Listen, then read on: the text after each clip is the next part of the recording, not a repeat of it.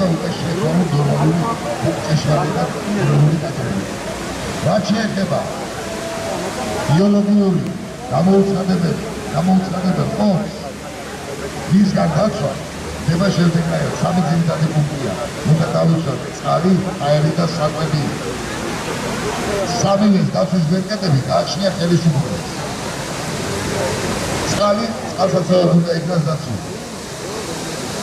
აერი იმე ყველა შენობაში გააკეთონ ოზონის გენერატორები და არ დავინახოს ამდენი სროლის ფიქრობები. გააკეთონ ოზონის გენერატორები და იაფიჩდება და არის პრაქტიკული. რაც შეეხება საკვებს, კეთილი ინებოს ხელისუფლება და გლეხები დააყენოს ფეხზე საფიქაო და გააკონტროლოს თითოეული თეთრი, რომელსაც ვისებს გლეხს. და არ მოხდეს ისე, რაც მოხდა რამდენიმე წლის წინ. რომ ისეს ვაგები და თბილისში ბინები და აქარები შეიძინეს კოლომოდელების იმის მაგალითად, რომ სოფლის მეურნეობა ეწარმოებინა და ყველამ კარგად იცით. სიმართლე ბევრს არ მოწონს, მაგრამ სიმართლე საწმენდია, რომ გამოსავალი იქნეს ნაკლებად. კიდევ ერთი საკითხია, რომელზეც ბატონი გიორგი გააგრძელებს, მაგრამ მე ვიტყვი ერთ რამეს. მიუხედავად იმისა, რომ ჩვენ ძირითადად ჩვენი ამოცანა არის, რომ მედიცინა ჩამოვაშოროთ პოლიტიკას სრულად. ეს არ ნიშნავს იმას, რომ ის დანარჩენები, ვინც მარტო ამეთირებს ვარ დაუშავებიან, მარტო გამყრელიძე და იმნაძე ცერცოძე, ხო ვერ შეძლებდნენ ამას. ვერა, ხო ესე იგი ვიღაცება შეუწყეს ამაში. აი ისინიც უნდა იქან დაჟილი. პირველ რიგში კახარია, რომელიც პრემიერ-მინისტრი იყო და ეკუთვნოდა მას, ვალდებული იყო და აკმარად იყო ვალდებული, რომ დაეცვა ქვეყანა და რატო? მიუხედავად იმისა, რომ ის ეკონომისტია, ოჯახში ყავს ორი ძალიან მაგარი სპეციალისტი მედიცინის და ბიოლოგიის. ერთი არის მისი მეუღლე, მეორეა მისი და. და ის რომ რაღაცა არ ცოდნოდა, რაღაცა კი არა, ყველაფერი არ ცოდნოდა, შეუძლებელია. ესე იგი მან იცოდა და მაინც გაატარა, მაინც ჩააკეტინა ქვეყანა. ხოლო აი ვინც ჩაკეტა ქვეყანა, ეს არის ერთადერთი ადამიანი, ვისაც ამის უფლება ჰქონდა, ეს არის საქართველოს პრეზიდენტი, რომელმაც ჩვენ ადრეს ვთქვით ეს, რომელმაც რატომღაც ბანგასავით ივარაუდა, რომ 2019 წლის 2 აპრილს შეცვალა კანონი ეპიდემიისა და პანდემიების შესახებ. ანუ წინასწარ მოამზადა საფუძველი და კიდევ უარესი 2020 წელს პრეზიდენტმა საგანგებო მდგომარეობა გამოაცხადა ჯერ და ერთი თვის მერე შეიქმნა საკოორდინაციო საბჭო. მას რის საფუძველზე ჩაკეტა ქვეყანა. ესე იგი ისიც ერთ-ერთი ხელშემწყობია. აი იმისი, რომ ჩაკეტეს ქვეყანა უკანონოდ. ახლა დანარჩენ საკითხებს ბატონი გიორგი მოგახსენებთ.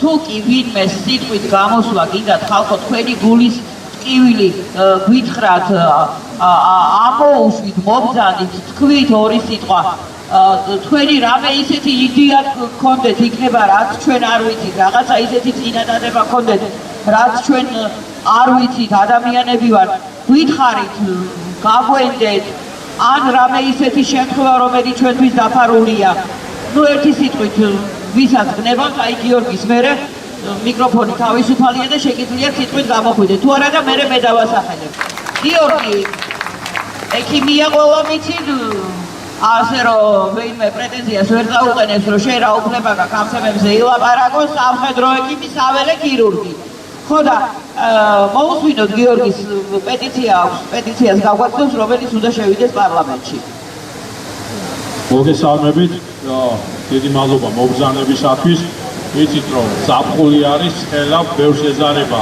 გამოსვლა მაგრამ საკმარისად მოხვედით იმისათვის რომ მთავრობას გავაგონოთ და პარლამენტს გავაგონოთ ჩვენი სიტყვა ბატონმა ლევანიმ ასე რომ ვთქვათ ცლად ისაუბრა იმ საკითხებზე რომელ საკითხებსაც ჩვენ გავიხილავთ მე წაგიკითხავთ იმ წერილს, რომელიც უნდა შევიდეს საქართველოს პარლამენტის თავმჯდომარის სახელზე და საქართველოს პრემიერ-მინისტრის სახელზე. დღეს საქართველოს მოსახლეობის უდიდესი უმრავლესობა მოუთმენლად ელოდება საქართველოს მთავრობის და პარლამენტის პოზიციას ჯანდაცვის მსოფლიო ორგანიზაციის ხელშეკრულებაზე ხელის მოწერასთან დაკავშირებით. ჩვენ წინააღმდეგი ვართ საქართველოს შეუერთდეს ამ ხელშეკრულებას, რადგან ამ ხელშეკრულებით საქართველოს დაკარგავს სუვერენიტეტს და დროა შეწყდეს ჩვენს ქვეყანაში სამედიცინო ექსპერიმენტების ჩატარება. ამასთანავე, რამდენიმე თვეა პრემიერის სახელზე შემოტანილია განცხადება ჯმოსთან დაკავშირებით რეფერენდუმის ჩატარების თაობაზე, თუმცა არანაირი პასუხი არ მიგვიღია. აქვე ჩამონათვალი არის მოთხოვნების, ქართველი ხალხის მოთხოვნა. მთავრობამ და პარლამენტმა უარი უთხრას ჯმოს და კატეგორიულად მოვითხოვთ ამის შესახებ საჯაროდ გააკეთოთ განცხადება. ჩატარდეს რეფერენდუმი ჯმოდან გამოსვლასთან დაკავშირებით. მესამე, კანონის მთელი სიმკაცრით დაისაჯონ ამირან გაბრიელზე, პაატა იმნაძე, თენგიზ ცერცვალზე და 17,000 ეგრეთ წოდებული კოვიდ გარდაცვალების კვლელობის ფაქტზე პასუხისმგებელი ყველა პირი. დაუყოვნებლივ დაიწყოს ეგრეთ წოდებული კოვიდ გარდაცვლილთა ოჯახებისათვის და ვაქცინაციისაგან დაზარალებულთა კომპენსაციის პროგრამის ამუშავება. კოვიდით გარდაცვალების ფაქტებით დანაშაული აღიარებული იქნა სისტემურ დანაშაულად. შეიქმნას დროებითი საპარლამენტო საგამოძიებო კომისია ევი ჯგუფის ჩართულობით. დაუყოვნებლივ დაიწყოს ბათუმის გეტოების დემონტაჟი. და მერვე 2020 წელს უსაფუძვლოდ საგანგებო მდგომარეობის გამოცხადების და ქვეყანაში ეკონომიკური კრიზისის ხელოვნურად შექმნისათვის, რასაც მოყვა მოსახლეობის გაღატაკება და მსხვერპლი, ვითხოვთ პრეზიდენტის იმპიჩმენტს. აი ეს 8 მოთხოვნა, რომელიც დღეს შევა, რა თქმა უნდა, თქვენი ხელმოწერით შევა პარლამენტში და მთავრობასთან. რაც შეეხება 5G-სთან დაკავშირებულ საკითხებს, ჩვენ კვლავ სწავლობთ ამ თემასთან დაკავშირებულ გარკვეულ დოკუმენტაციას, როგორც მოგეხსენებათ, ქალბატონი ქეთევან გეჯაძე, ქართველ მედიკოსთა ასოციაციის თავმჯდომარე, რომელიც უშუალოდ ჩართული იყო ამ საკითხებში, ნათელში იყოს მისი სული, ეს ადამიანი მოწამდეს და მოკლეს ზუსტად აი ამ პრობლემებიდან გამომდინარე, რომელიც შეებრძოლა კოვიდის პერიოდში 5G-ის ტექნოლოგიების შემოტანა საქართველოში. მისი გარდაცვალების შემდეგ დარჩა უამრავი დოკუმენტაცია, რომლის შესწავლასაც ვახორციელებთ. ქალბატონი ქეთევანი ჩვენთან ძალიან ახლოს თანამშრომლობდა, ფაქტურად გაცნობილი ვართ ყველა მის მოქმედებას ამ მიმართულებით და ვამზადებთ შესაბამისად, რომ პროკურატურასა და მთავრობაში შევიდეს შესაბამისი სამართლებრივი დოკუმენტები. აი ეს მოთხოვნა, რომელზეც ახლა აწევს ხელს და მიმდინარეობს ხელმოწერები, გთხოვთ რომ ვიცეთახმებით ამ მოთხოვნებს მოაწეროთ ხელი. რაც შეეხება განათლების სამინისტროსთან მიმართებაში, ამ საკითხებსაც სამართლებრივად სწავლობთ და დეტალურად იქნება საზოგადოებისთვის ცნობილი. ჩვენ იმის წინააღმდეგი არ ვართ, რომ სკოლის მოსწავლეებს პირველი გადაუდებელი სამეცნიერო დახმარება ასწავლონ ექიმებმა. ამის წინააღმდეგი არ ვართ, მაგრამ ის დატვირთვა, რაც მიცეს ექიმისაც, ეს არის ყოვლა დაუშვებელი. ის რომ ექიმმა თურმე იქ ვაქცინაციის სიკეთეებზე უნდა აუხსნას დაწყებით კლასელებს. დაწყებით კლასებზე არის საუბარის და საპილოტე პროგრამა 6 სკოლაში უკვე განახორციელა განათლების სამინისტრომ და 6 სკოლაში დაწყებით ის მოსწავლეებს ექიმები თურმე უხდიდნენ თუ რა კარგი არის ვაქცინა და შესაბამისად ის დატვირთვაც რაზეც ამ ხნის განმავლობაში სქესობრივი აღზრდასთან დაკავშირებით იყო დავები და ამ პრობლემებთან მიმართებაში საზოგადოება მკვეთრად გამოხატავდა თავის უარყოფით დამოკიდებულებას, ზუსტად აი ეს დატვირთვა მიწეს ექიმებს. ამიტომ ვარ ჩვენ წინააღმდეგი თუ არა, თუ ისინი საღად ასწავლიან ბავშვებს თუ როგორ აღმოუჩინონ პირველი გადაუდებელი სამეცნიერო დახმარება ერთი მეორეს და დაეხმარონ ამ ხრივ. ამის წინააღმდეგი კი არა ვარ. მაგრამ ის პროგრამები ძალიან ცუდ რამეს ხდებენ ამაში და ზუსტად როგორც ამ კოვიდის პერიოდში ექიმების კისერზე გადავიდა 17000 კაცის მკვლელობა და დააბრალეს რომ ექიმებმა დახოცეს ეს ყველაფერი და მოახდინეს ეს ყველაფერი. ისე უნდათ ის ლიბერალური პროგრამები განახორციელონ სკოლებში ექიმების მეშვეობით, რაც დაუშვებელი არის. ასე რომ ჩვენი მოთხოვნები მნიშვნელოვანი არის სრულიად საქართველოსთვის ის რეფერენდუმის მოთხოვნა, რასაც ჩვენ ვითხოვთ. რა თქმა უნდა, მთელი ერის გადასაწყვეტი არის, მარტო ერთი ადამიანი ვერ მიიღებს ამ გადაწყვეტილებას და აუცილებელია ხალხს შევეკითხოთ, სურს თუ არა ამ ორგანიზაციაში ყოფნა, რომელმაც 92 წლიდან რა დღიდანაც ვიმყოფებით ჩვენ ამ ჯმოში ხორციელდება საქართველოში სამეცნიერო ექსპერიმენტები, რასაც მოყვა არაერთი ქართველი სიკვდილი და ეს უნდა იქნეს გამოძიებული. რაც შეეხება პრეზიდენტის იმპიჩმენტს. პრეზიდენტი არ არის ექიმი. მას არ ქონია არანაირი იურიდიული დოკუმენტი იმის შესახებ, რომ ქვეყანა უნდა ჩაკეტილიყო ან რამეს საგანგაშო მდგომარეობა იყო ქვეყანაში. საქართველოში საგანგებო მდგომარეობა გამოცხადდა მაშინ, როდესაც სულ რაღაც 8 ადამიანი იყო დასნებოვნებული კოვიდით. ისიც ან იყო და ან არა. ამის დიფერენცირებას ვერ ახდენდნენ.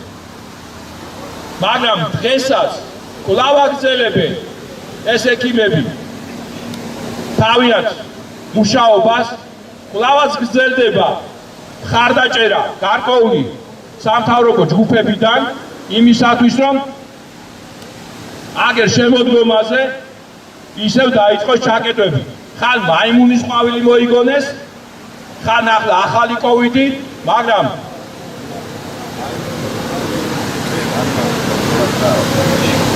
მაიმუნის ყვავილს სხვათა შორის სახელმწიფოა ახლა, იმიტომ რომ აღარ მოეწონათ ეს ჯმოში და ცოტა ხანში ალბათ სხვა რაღაცა კოდირებული იმით შემოვა ეს დაავადება.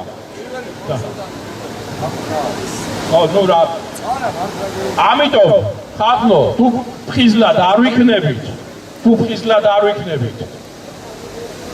ჩვენ ისე გაგვამაიმუნებენ, როგორც გვამაიმუნეს ეს ბოლო 2 წელიწადი. თუმცა ხას უსვავ, ჩვენი მაიმუნობა დაიწყო 92 წლიდან, როდესაც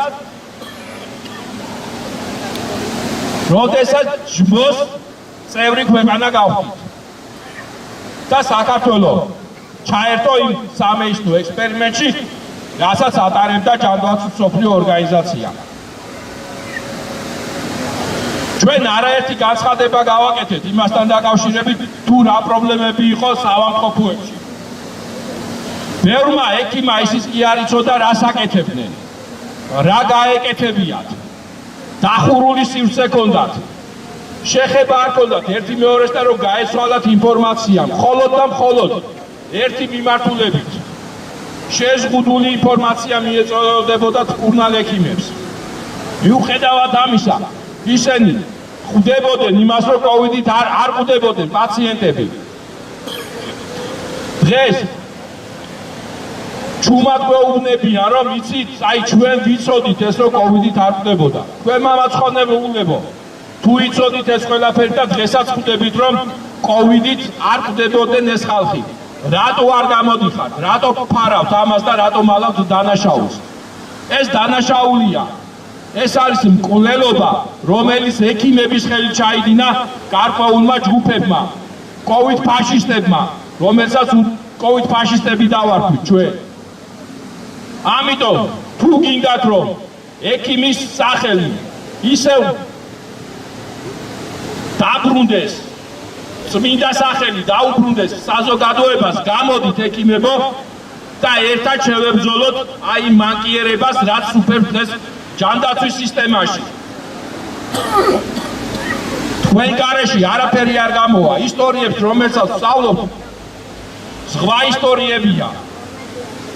ზღვა ისტორიები არის, სადაც უამრავი დანაშაული არის აღმოჩენილი. უამრავი საქმე არის აღძრული, მაგრამ კიდევ უფრო მეტი არის, 17,000-ზე მეტია. გარდა იმისა, რა 17,000 ადამიანი მიაწერეს COVID გარდაცვლილებს, ამის გარდა საქართველოში 56,000 კაცი მოკვდა. 56,000 კაცი, რომელიც გამოსაძიებელი არის, სათითაოდ რით იკვდებოდნენ ის ადამიანები. ის მკვლელობები, რომელიც მანამდეც მიმდინარეობდა და გეტყვით რომ წინა წლებში გაცილებით მეტი ადამიანი დაიხოცა საქართველოში. 60,000 კაცამდე აღწევდა წინა წლებში ყოველწლიურად ადამიანების გარდაცვალება ჩვენს ქვეყანაში. ამიტომ ეს ყველაფერი არის გამოსაძიებელი და ექიმებს რომ მიეცეთ იმის საშუალება დაადგინონ ვისგან კვდებიან ეს ადამიანები, აუცილებელია პათანატომიური კვეთების აღდგენა. თუ ეს არ მოხდება, კვლავ გაგრძელდება ის ექსპერიმენტები და ის მკვლელობები, რომელიც ყველა ჩვენ გვას ფულს გვიხრნის, ვისგან მოკვდა ჩვენი ახლობელი. ნუ თუ ექიმა მოკვდა, ნუ თუ იმისგან მოკვდა, ნუ თუ ამისგან მოკვდა. ამიტომ აუცილებელია ეს პათანატომიური კვეთების აღდგენა და ექსპერტიზების ჩატარება, სიკვდილის მიზეზის დადგენა და ამის შემდეგ ვეღარ გაბედავენ რაიმე მსგავსი ექსპერიმენტების ჩატარებას.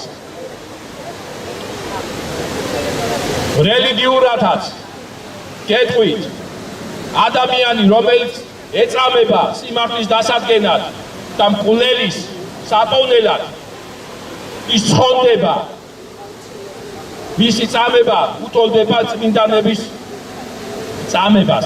ასე რომ არ მოგერიდოთ პირიქით, რაც შეიძლება მეტმა მოითხოვეთ რომ დაადგინეთ სიკვდილის მიზეზი, სიკვდილის და გარდაცვალების მიზეზი თუ რისგან მოკვდე, რომ დაისაჯონ ის მკვლელები, ვინაც დახოცა ეს ადამიანები. დიდი მადლობა. დაუზუსტებებია ესა თუ ის დაავადება. კოდირებული არის. ანუ ექიმების დაკოდეს ხალხო. და ამით ხდება მანიპულაცია დაავადებებთან დაკავშირებით და იმ მკვლელობების დაფარვა და დამალვა. მადლობა. მადლობთ გიორგი. სიტყვა მინდა მივცე. ბატონ გაბრიელს ყველა ისნობს, ყველა მეიცით ვინ არის რას წარმოადგენს და ამიტომ 1-2 სიტყვით უნდა რომ მოგმართოს. მოგესალმებით. აი უბრალოდ მინდა რაღაც პარალელებით რომ გავაკეთო, როგორი რა. მინდა პარალელი გავაკეთო, აი შეერთებულ შტატებში როგორი არის სისტემა და საქართველოში როგორი არის სისტემა. საქართველოში შეერთებულ შტატებში არც ერთი სიკვდილის დიაგნოზი არ არის დაუსაბუთებელი მიზეზი რა იყო. რასაც ავკითხულობ კლინიკურ ისტორიებს, ძალიან გთხოვთ, ოჯახებმა გამოითხოვეთ, თქვენ გააქვთ უფლება, აი ქალბატონი აეგერ, შვილი მოუკლეს, ერთი წლის ჩემზე პატარა იყო და შვილი მოუკლეს. გამოითხოვეთ ისტორიები, რომ შევძლოთ საკითხვა ისტორიების რა, რომ დავადგინოთ სიკვდილის მიზეზი რა იყო. უნდა მოხდეს აუტოპსია, აუცილებელი არის აუტოპსია, რომ დადგინდეს სიკვდილის მიზეზი. ფიქრობის ანთება დაუზუსტებელი, გული გაჩერდა, დაუზუსტებელი რა არის, გული გაჩერდა. დაუზუსტებელი რა არის, არ მესმის მე. აი როგორც თქვა, რაღაცა კოდირებული თუ რაღაცა არის. იცი ამ რა. მაგის გარდა კიდევ ერთი რაღაცა არის ისტორიებში სუსუთავიდან უნდა იყოს ინფორმირებული თანხმობა, სადაც წერია, რომ პაციენტმა უნდა იცოდეს რა არის რისკი და რა არის სარგებლობა. ეგ არის ინფორმირებული თანხმობა, რომელსაც ძალიან ბევრს ხელი არ აქვს მოწერილი. მაგის მერე მეორე დოკუმენტი აუცილებელი, რომელიც არის კონტრაქტი პაციენტსა და კლინიკას შორის, სადაც სტანდარტული არის, შაბლონი არის, მეორე პირველი წერია, რომ ნებისმიერ დროს პაციენტს აქვს უფლება, რომ დატოვოს კლინიკა. რატო არ აკნევენ პაციენტს, ან რატო არ უშვებენ? იმდენი დარღვევა არის, აი ძალიან გთხოვთ თქვენს ახლობლებს, ვინც კი არიან ექიმები, დახმარება გვინდა მართლა. მარტო მე და გიორგი არა, მე ვეღარ ავკაჭავ უკვე. ფიზიკურად დილისათი საათიდან ღამის საათამდე ემი ჯგუფის ოფისში ვსივარ და ვკითხულობ ისტორიებს და ემოციურად მანადგურებს უკვე. დახმარება მჭირდება ექიმების. ძალიან გთხოვთ თქვენ ახლობლებს, კონფიდენციალურობა იქნება სრულად დაცული, ვისაც არ უნდა რომ გაამჟღავნოს, უბრალოდ დაგვიდექით რა გვერდზე რა. მე მომეხმარეთ, მე გთხოვთ. ექიმებს, ვინც აკავთ თქვენ ახლობლები, ძალიან გთხოვთ, გადააწოდეთ სიტყვები, რომ დამიკავშირდეთ. იციან ჩემი ინფორმაცია, ყველაფერი იციან, დახმარება მჭირდება. მეც არაფერს არ გთხოვთ. მშვიდობიანად.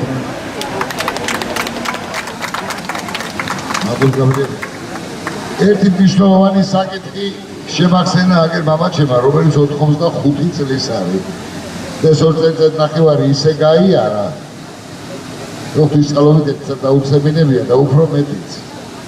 გინესის ორი რეკორდი შეასრულა 2020 წლის სექტემბერში მყინვარწვერზე ავიდა 93 წლის ასაკში. ამეთი მან გააპროტესტა ადამიანების და ბუნების წინააღმდეგ არ ადამიანების სვლა.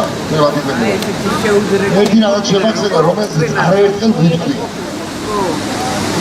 აი გარდაცვლილები, რომლებიც COVID გარდაცვლილებად მოიხსენიეს და ჩქარა დააგრძალიდეს. ჩვენ არაერთხელ გაგვისურვია ყაზი ამ ტემისთვის.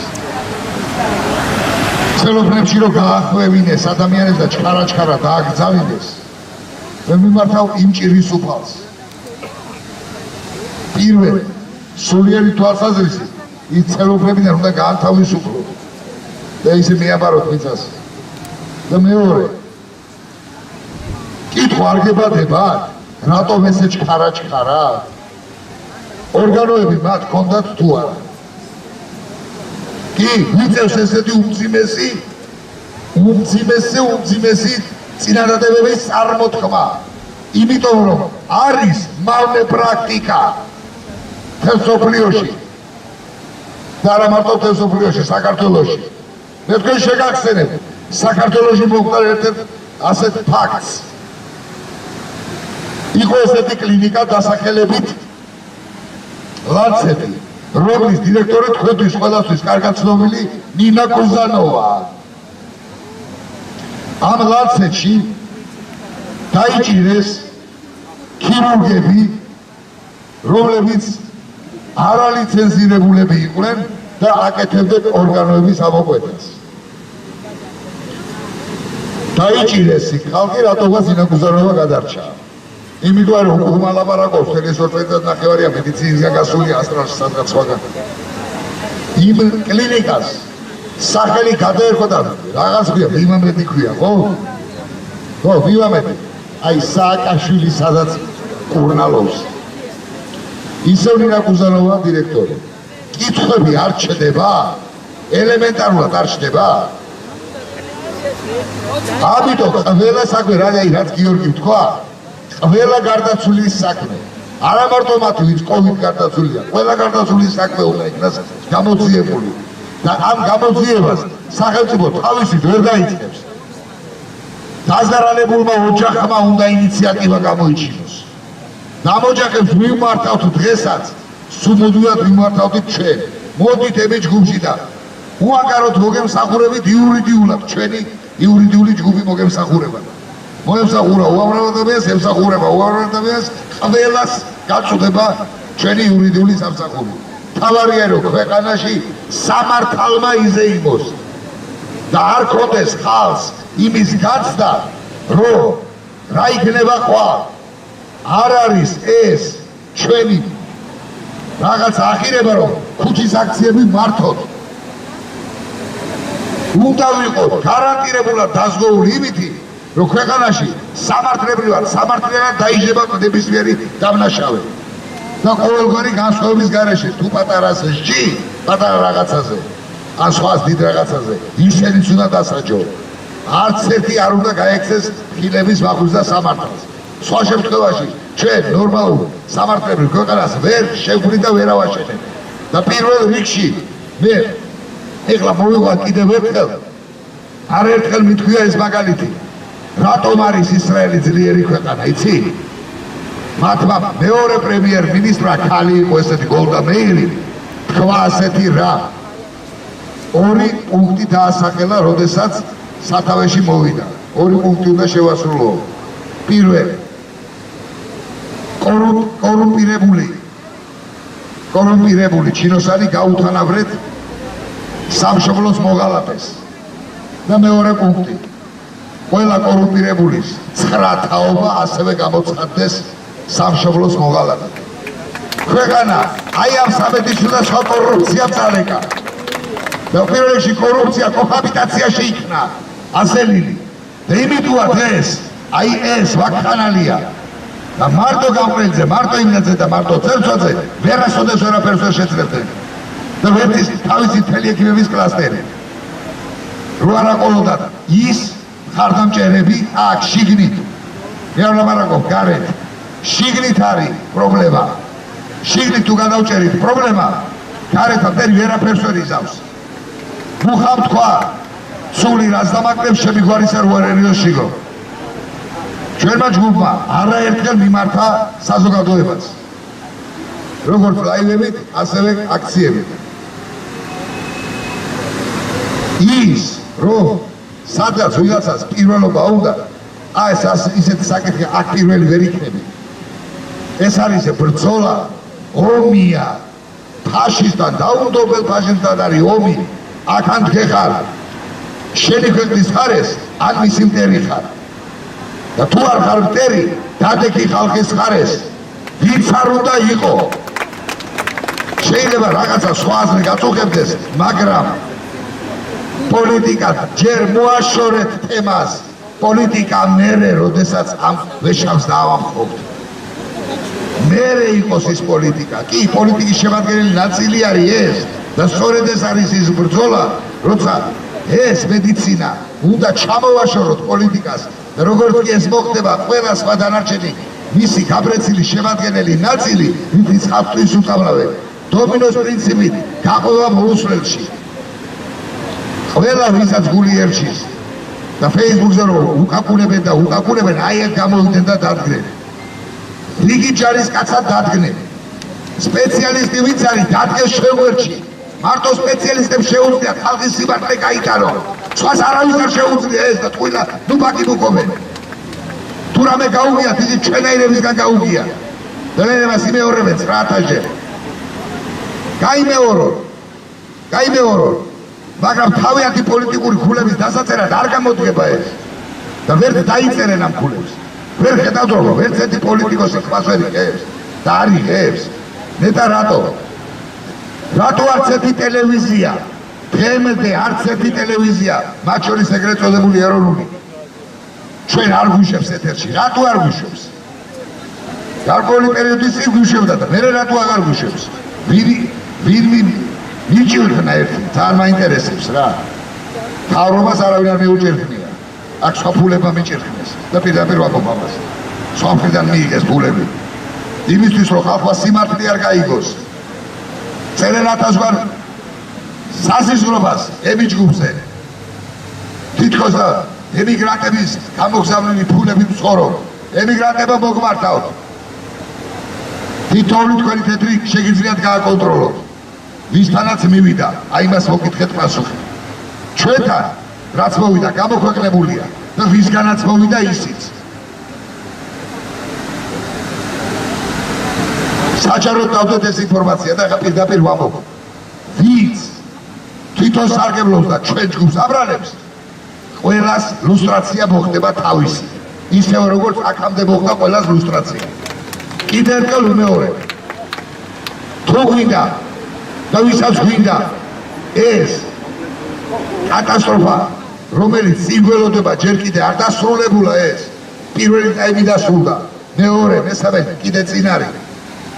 თუ გვინდა ბოლომდე გავიტანოთ ჩვენი სიცოცხლე და ლელო, ეხლა არის დაწყებული მეორე ეტაპი, რომელიც აი იმათ საყდენების გამოცვლას ეხება, მათ საბრალდებო სკამზე დასმას და ვისაც გული გერჩით და ალალი გული გაქვს, გამოდით და დადეკით, რიგით ჯარისკაცად დადეკით.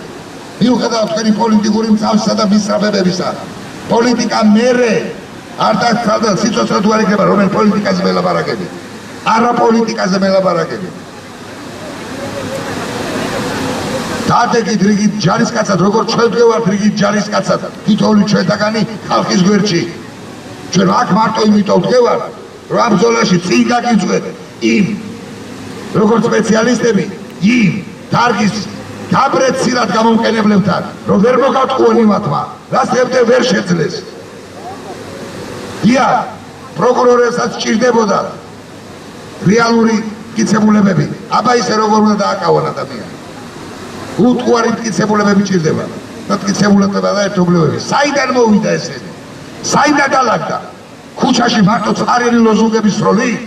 თუ 24 საათიანი ჯოჯოხეთური შრომით ჩვენი ჯგუფის? ყველა კეთილი ინებოს და მოკეტოს ის ფანჯარა, რომლითაც უწვადურ სიტყვებს ისვრიაყობენ. თუ უნდათ ჭეშმარიტად გვერდში დგომა ხალხის, გამოვიდეთ და დადგეთ. დღეს 22 აგვისტოს შესრულვაკ აქციას ვატარებ. მანამდე 2 ლაივი ჩავწერეთ თუ 3, სადაც მოუწოდეთ ყველას. მობრძანდით. დადგეთ ჩვენ გვერდზე. სიტყვით გამოსვლას გინდათ, მოდით, გამოდით. ეხლა ყველაზე კარგად ჩანს, ვინ არის ხალხისკენ და ვინ არა. ვისაც ხალხისკენ გინდათ ყოფნა. გამოდით, დადგეთ. დღეიდან ახალი ეტაპი იწყება. სამედიცინო და კოვიდ ვაქცინაციის მომწყობების დაჟის ეტაპი. და ქვეყანაში სამართლებრივად სამართლიანი ქვეყნის ჩამოყალიბების ეტაპი იწყება. ღამეების თევის ფასად. აი ფატიმ ისეთი რაღაცეები აკეთა ხალხო, რომ კი არ ვიცი, ამაზე შეიძლება ერთი პატარა მოთხრობა მაინც დაიწეროს დიდი წიგნი თუ არა. ხო, ფატიმ. მოგესალმებით მეგობრებო. პირველ რიგში ყველას მინდა მადლობა გითხრათ, რომ ამ ცხელი ზაფხულის ფონზე მოხვედით და ჩვენს გვერდით ერთად ვდგევართ, უბრალოდ არა ჩვენ გვერდით, არამედ ერთად ვდგევართ. მე ძალიან მოკლედ მინდა ერთ საკითხს შევეხო რეფერენდუმთან დაკავშირებით და იმ კითხვასთან დაკავშირებით, რომელიც დღეს პეტიციაშიც არის და აუცილებლად უნდა განიხილოს მთავრობამ და გვიპასუხოს. მე ვიცი, რომ ინტერნეტ სივრცეში არის აზრთა სხვადასხვაობა, თითქოს რეფერენდუმის უფლება გვაქვს წართმეული. ეს არის მეგობრებო სიცრუე, რეფერენდუმის უფლება არავის არ წაუხმებია, უბრალოდ არის რამოდენიმე პუნქტი, რომელიც ეხება საერთაშორისო ხელშეკრულებების დარღვევას. თავარია, რომ არ უნდა ვარღვევდეთ საერთაშორისო ხელშეკრულებას. ხოლო ჩვენი შეკითხვა, სულ თუ არა დატოვოს საქართველოს ჯანმო, არ ეხება არანაირად იმ ამკრძალავ პუნქტებს. ძალიან გთხოვთ, ნუ შეგყავთ ხალხის შეცდომაში. რადგან კითხვა, სულ თუ არა დატოვოს ჯანმო საქართველოს, არ ეხება იმ ამკრძალავ 5 პუნქტს. აქედან გამომდინარე მთავრობას ჩვენს პრემიერ-მინისტრის ხელმძღვანელობით უფლება აქვს ინიცირება მოახდინოს რეფერენდუმის, შეიტანოს წინადადება და განხილული იქნას ეს საკითხი. ასე რომ არაფერი არ არის ამ კითხვაში დაუშვებელი და მიუღწეველი. აქედან გამომდინარე სრულიად სამართლიანია ჩვენი მოთხოვნა, აგრეთვე სამართლიანია მოთხოვნა იმპიჩმენტთან დაკავშირებით, რომელიც უშუალოდ გამოდის იმ ქმედებებიდან, რომელიც 2020 წლის მარტში ჩაიდინა საქართველოს პრეზიდენტმა. როდესაც არ იყო ქვეყანაში არანაირი ეპიდემია, არ არსებობდა საკოორდინაციო საბჭო და მოსახლეობა შეყვანილია შეცდომაში, თითქოს 28 თებერვალს შეიქმნა საკოორდინაციო საბჭო, სინამდვილეში გვაქვს ოფიციალური დოკუმენტი, თავიანთი მოწოდებული, რომ საკოორდინაციო საბჭო შეიქმნა 28 მარტს. აქედან გამომდინარე 30 მარტს. აქედან გამომდინარე პრეზიდენტს დასაყრდენიც კი არ ქონდა სამართლებრივად, რომ გამოეცხადებინა საგანგებო მდგომარეობა. საგანგებო მდგომარეობის გამოცხადებამ არა მარტო ეკონომიკური სიძულჭირე გამოიწვია მოსახლეობაში, არამედ უკვე ტელევიზიებს მიეცა საშუალება მოსახლეობაზე ფსიქოლოგიური ზემოქმედების, ფსიქოლოგიურად დათრგუნული ხალხი, პანიკაში ჩავარდნილი უკვე ვეღარ უწევდნენ თავიანთ ქმედებებს ანალიზს და გვაქვს მოცემულობა იმის, რომ 17,000 გარდაცვლილი საქმე დევს თაროებზე. აქედან გამომდინარე, ყველა ის მუხლი პეტიციის, რომელიც ჩვენ შემოგთავაზეთ, არის აბსოლუტურად სამართლებრივად გამართული. არც ერთ მუხლში არ არის არანაირი ლაფსუსი და ყველა ჯგუფს ძალიან გთხოვთ, დადგეს ხალხის გვერდი და მონაწილეობა მიიღონ იმ საორგანიზაციო საკითხებში, რომლითაც მივახდევთ შედეგს, რომ პეტიციის მიხედვით ერთი თვის განმავლობაში ხელისუფლებამ გასცეს საჯაროდ პასუხი მოსახლეობას უერთდება თუ არა ჯანმოს ხელშეკრულებას, იმ ხელშეკრულებას, რომლითაც შეიძლება საქართველოს დაკარგოს სუვერენიტეტი. ეს ერთი თვე იქნება ტესტი ჩვენი ხელისუფლების რამდენად ისმეს ხალხის ხმას, თავისი მოსახლეობის გამოძახის რამდენად უგდებს ყურს. ამიტომ ძალიან გთხოვთ, თუ ვინმეს კიდევ ექნება შეკითხვა იმასთან დაკავშირებით, რამდენად სამართლიანია ჩვენი სარეფერენდუმო კითხვა, მე პირადად დამირეკეთ და კიდევ ერთხელ ინდივიდუალურად განუმარტავ, რომ ეს არის აბსოლუტურად სამართლებრივად გამართლებული.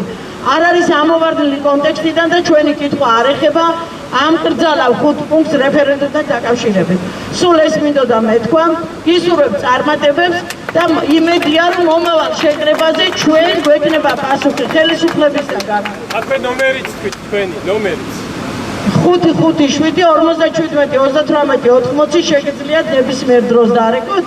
ჩვენ ვაგრძელებთ COVID გარდაცვლილებზე მუშაობას, რომ იცოდეთ და ნებისმიერ შეუძლიათ მოგმართოთ, გავრცელდა უკვე აცრილების გარდაცვალების ფაქტები, განსაკუთრებით ბათუმიდან, ძალიან ბევრი ზარები შემოდის, ბუსტერების შემდეგ განსაკუთრებით ძალიან მოკლე დროში ხდება გარდაცვალების ფაქტების საფიქსირება და ყველას, ვისაც სურს და ვისაც სჭირდება ჩვენი დახმარება, ნებისმიერ დროს მზად ვარ დავდგეთ მათ გვერდით. ერთობლივად აუცილებლად მივალთ იმ მომენტამდე, რომ იმ 17,000 გარდაცვლილი ჭირისუფალი დამშვიდდება იმით მაინც, რომ დაიჟებიან მათ გარდაცვალებაში, მათ მკვლელობაში მონაწილე დამნაშავენი. მადლობა. პრობლემები როგორ მოიქცეთ? თავიანთი შვილების, არასრულწლოვანი შვილების, მესამე პირებზე პერსონალური ინფორმაციის გადაცემასთან დაკავშირებით უფლება გაქვთ მიმართოთ და უარი თქვათ და მოითხოვოთ გაუქმება ხელმოწერის, თუ წინააღმდეგობას წააწყდებით, გვაქვს ამის შაბლონიც გაკეთებული და აუცილებლად დაგეხმარებით ამ პრობლემის მოგვარებაში. აუცილებლად უარი თქვით ექიმის საათზე. ექიმის საათი არის ჩვენი მომავალი თაობის გენოციდისთვის შემოღებული. აუცილებლად უარი თქვით სოციალური აგენტისა და სოციალური მუშაკის ინტერესთა კონფლიქტით წარმოშობილ სამსახურზე, რადგან ეს არის ჩვენი მომავალი თაობის დეგრადაციის თემა და ნუ მივემხრობით მას. ეს ყველაფერი თქვენზეა მშობლებო დამოკიდებული. მადლობა.